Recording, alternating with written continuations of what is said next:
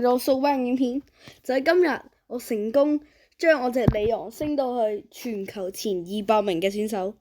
就係我唔知點解啦，我突然之間心裏面好想升到1000嘅時候，好想升里昂去到2000啦，然之後無端端玩下玩下就升到710，然之後我而家里昂係全球嘅第169名，係勁癲咯呢件事。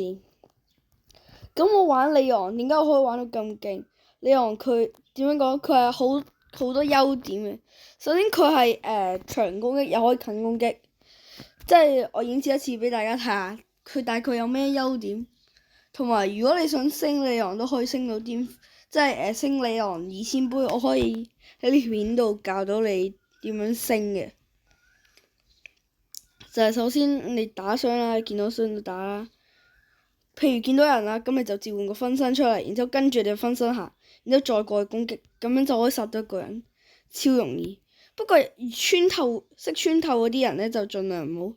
你譬如見到呢啲好遠嘅人，我哋就可以咁樣輕輕咁樣，即係喺出面咁樣打佢，唔好太近佢，因為你都知佢哋嘅傷害都幾高，所以我哋唔可以太近佢。然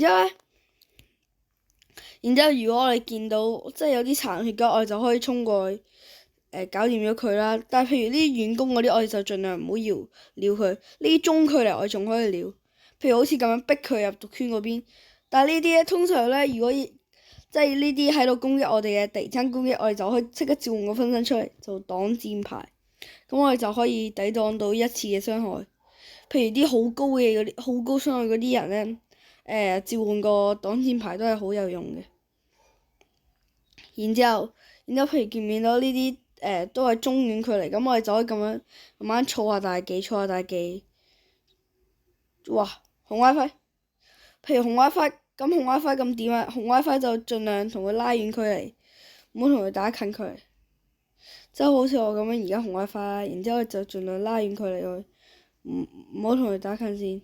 我哋等我哋個網絡恢復翻好啲先。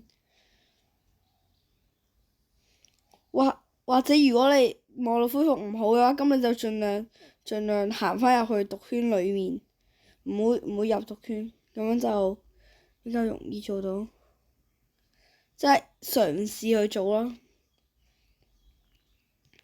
咁譬如你冇血啦，咁你就即刻撳個大技。但我而家撳唔到，我下鋪再演示一次俾大家睇。然之後咧，你如果真係冇血嘅時候，你就可以攞個大技去補下血。然之後咧就點樣講？如果你有時你有即係你想進攻㗎，咁你就開個武裝，然之後再開個大技。但係你唔好跟住個分身走，你要同個分身走。唔好太近，走太近嘅話，佢打分身嘅時候有可能會唔傷到你。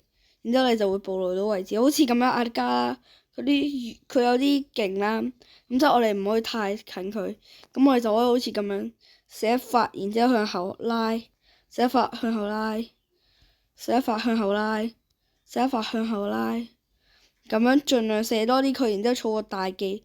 你儲咗大技咧，你咩都好講㗎，你好容易打死到人㗎啦。佢見唔見到隻阿迪加而家喺度俾人恰緊，我哋就可以過去同其他人一齊包抄佢。即係咁樣包抄喺度，咁樣瘋狂試探性，咁你試探下，即係試探多啲，然之後你就會將佢打到殘血。打到殘血嘅時候，你就可以咁快咁打死佢，就用我啱啱教你個方法。哇，OK，咁我就分享完啦。咁今條片就嚟到呢度啦。咁希望我教到你哋嘅嘢，你會有幫助啦。